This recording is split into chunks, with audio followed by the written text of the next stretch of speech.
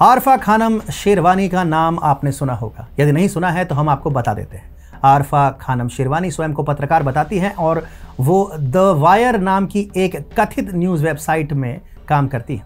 कांग्रेस की सरकार के समय यह कथित पत्रकार सरकार के पैसों पर चल रहे राज्यसभा चैनल में भी काम कर चुकी है। द वायर में काम करते हुए आरफा खानम शेरवानी पिछले कुछ वर्षों से भारत को वैश्विक स्तर पर बदनाम करने के मिशन पर काम कर रही थी और अब उन्हें अपने मिशन में सफलता प्राप्त हो गई।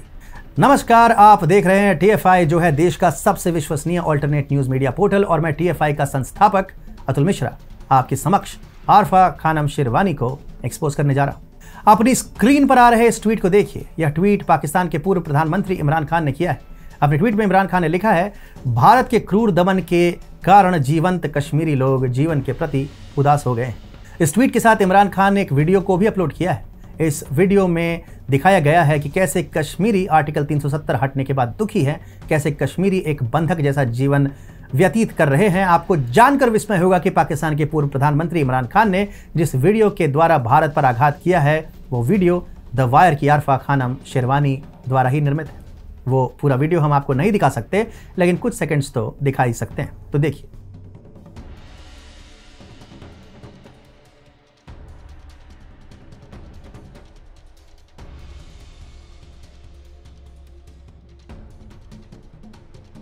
यह तो वीडियो की एक छोटी सी झलक थी। इस पूरे वीडियो को यदि आप देखेंगे तो पाएंगे कि कितने बारीक तरीके से एजेंडा चलाया जाता है। आरफा खानम शेरवानी ने वीडियो में एडिटिंग के दौरान रहस्यमय इफेक्ट्स डलवाए हैं, जिससे वीडियो का फ्लो कुछ इस तरह से जाता है मानो लोगों को जबरदस्ती वहां बंधक बनाकर रखा गया। वीडियो में बैकग्राउंड म्यूजिक देखिए, कैमरा एंगल देखिए, कलर करेक्शन देखिए। इतनी मेहनत से वीडियो एडिट की गई है कि एक झलक देखने में ही ऐसा आभासित होता है कि मानो चीन के उइगुर मुस्लिमों से आरफा बातचीत कर रही हूं, जबकि जम्मू और कश्मीर का सत्य आप सभी जानते हैं। कोई भी कभी भी वहां जाकर देख सकता है कि स्थिति कैसी है, लेकिन आरफा की इतनी परिश्रम बेकार नहीं गई। भारत को बदनाम करने के मिशन में अंततः उन्हें सफलता मिल ही गई।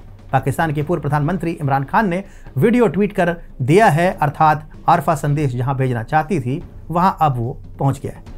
ऐसी रिपोर्ट्स उठाकर ही पाकिस्तान अपने एजेंडे को वैश्विक मंचों पर आगे बढ़ाता है। पाकिस्तान जैसे देश के लिए ऐसी रिपोर्ट्स बहुत काम की चीज होती है, क्योंकि वो वैश्विक मंच पर यह भी कह सकते हैं कि यह भारतीय मीडिया की रिपोर्ट है, क्योंकि वैश्विक मंच यह नहीं देखता है कि द वायर ने पब्लिश की है या फिर किसी और ने। उनके लिए यही बहुत है कि वो भारतीय मीडिया की रिपोर्ट है।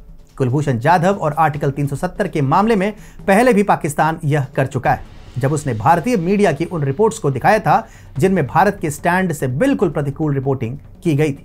अब हमारा प्रश्न आप लोगों से यह है कि क्या यह भारत में रहकर पाकिस्तान के एजेंडे पर काम करना और भारत को वैश्विक स्तर पर बदनाम करना नहीं हुआ?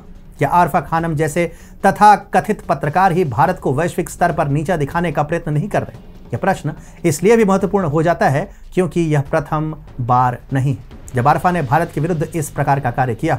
आइए एक एक करके उन विवादों को समझते हैं जब आरफा खानम शेरवानी ने भारत को तोड़ने का या फिर भारत को बदनाम करने का प्रयत्न किया।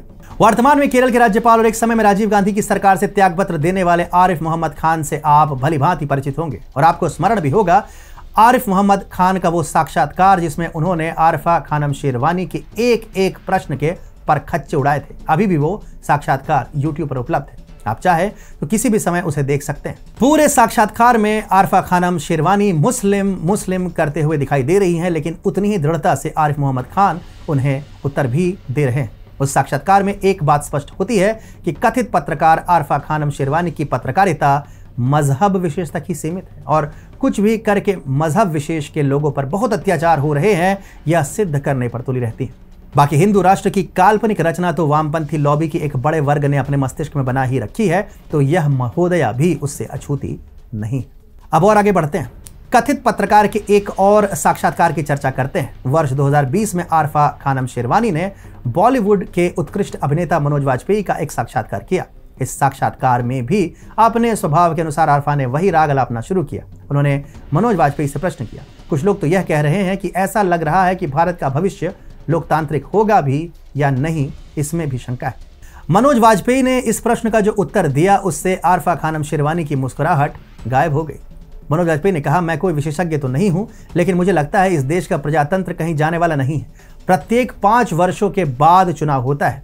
जिसको भी डर लगता है वो सरकार के विरुद्ध चुनाव में उतर जाए। लेकिन इतना सुनने के बाद भी आरफा नहीं मानी। वो मनोज वाजपेयी से जो सुनना चाहती थी, वाजपेयी वह नहीं बोल रहे थे। इसलिए उन्होंने फिर एक और मनगढ़ंत प्रश्न पूछा। ज्यादातर अभिनेताओं को बोलने में डर लगता है, क्योंकि जो बोलता है उसे काम नहीं मिलता। मनोज वाजपेयी ने उसके उत्तर में भी आरफा को उदास कर दिया। उन्होंने कहा कि मुझे ऐसा बिल्कुल भी नहीं लगता। इसके बाद तो आरफा खानम शेरवानी झुंझलानी सी लगी।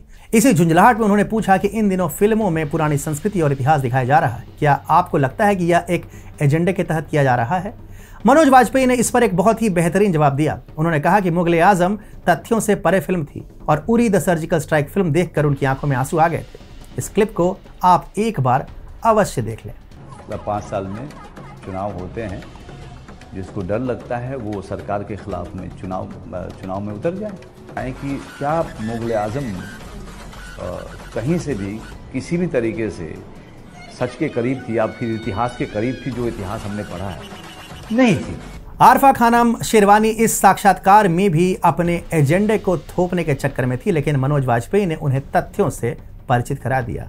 यह सभी घटनाएं आपको बताने का उद्देश्य यह है कि आप समझ सके कि कितने वर्षों से आरफा खानम शेरवानी भारत को बदनाम करने के प्रयत्नों में लगी है। कितने वर्षों से यह कथित पत्रकार इस तरह का एजेंडा सेट करने में लगी है, जिससे वह दिखा सके कि भारत तो बहुत ही घटिया राष्ट्र है। इतने वर्षों के बाद अब उनका वीडियो इमरान खान तक पहुंच ही गया है। ऐसा नहीं है कि वो साक्षात्कारों के द्वारा ही भारत विरोधी नैरेटिव सेट करने का प्रयत्न कर रही हैं। ट्विटर के माध्यम से भी आरफा खानम शेरवानी प्रतिदिन यही कर रही है। क्या आप जानते हैं कि भारत विरोधी आरफा खानम शेरवानी मुस्लिम विरोधी भी है? जब 3 तलाक जैसी भयावह कुरीति को मुस्लिम समुदाय से खत्म करने के लिए और मुस्लिम महिलाओं को इस कुरीति से बचाने के लिए भारत सरकार ने 3 तलाक विरोधी कानून संसद से पारित किया, तो आरफा खानम शेरवानी ने इस कानून की आलोचना की। उन्होंने 3 तलाक के विरुद्ध आए इस कानून को भी मुस्लिम विरोधी बता दिया। इससे यह तो पूरी तरह से सिद्ध होता है कि आरफा खानम शेरवानी मुस्लिम समुदाय के विकास की भी विरोधी है। और यह बात हम अपनी ओर से नहीं कह रहे हैं और ना ही ऐसा किसी भाजपा नेता ने कहा है, बल्कि कांग्रेस के वरिष्ठ नेता, सांसद और राष्ट्रीय प्रवक्ता अभिषेक मनु सिंघवी ने यह बात कही। 2019 में जब पूर्व अभिनेत्री ज़ायरा वसीम ने यह कहते हुए अभिनय छोड़ दिया कि यह इस्लाम में हराम है, इस पर अभिषेक मनु सिंघवी ने एक ट्वीट करते हुए कहा, हलाला जायज़ और एक्टिंग हराम, क्या ऐसे तरक्की करेगा हिंदुस्तान का मुसलमान? अभिषेक मनु सिंघवी के इस ट्वीट से आरफा भड़क गई और उन्होंने इसे रिट्वीट करते हुए इस टिप्पणी को शर्मनाक बताया। इसका उत्तर देते हुए सिंघवी ने कहा, देश का एक वर्ग, विशेष तौर पर अल्पसंख्यक, जब तक पिछड़े ही रहेंगे तब तक तुम्हारे जैसे इन्फ्लुएंसर्स कुरीतियों का समर्थन करेंगे। अर्थात अभिषेक मनु सिंघवी कह रहे हैं कि आरफा खानम शेरवानी जैसे कथित पत्रकार ही मुस्लिम समुदाय में फैली कुरीतियों के लिए वास्तविक दोषी हैं। तो यह है कथित पत्रकार आरफा खानम शेरवानी की पत्रकारिता का सत्य। इमरान खान को भारत विरोधी सामग्री प्रदान करना हो, आरिफ मोहम्मद खान के द्वारा मुस्लिमों के भीतर कट्टरता और असुरक्षा की भावना भरने का प्रयत्न करना हो, मनोज वाजपेयी के द्वारा असहिष्णुता के एजेंडे को बढ़ाने का प्रयत्न हो, या फिर मुस्लिम महिलाओं के विरुद्ध होकर 3 तलाक विरोधी कानून का विरोध करना हो, हर बार आरफा खानम शेरवानी भारत को बदनाम करने का प्रयत्न करती हुई दिखती है। आज के बाद जब कभी भी आप आरफा खानम शेरवानी का कोई भी वीडियो इंटरनेट पर देखें, तो हमारे इस वीडियो का लिंक उनके कमेंट में डालें और उनसे बस एक बात कहें, आपका सत्य यह है। आपको हमारा यह वीडियो कैसा लगा? आरफा खानम शेरवानी की कथित पत्रकारिता पर आपके क्या विचार हैं? हमें कमेंट बॉक्स में अवश्य बताएं। जय हिंद, जय श्री राम।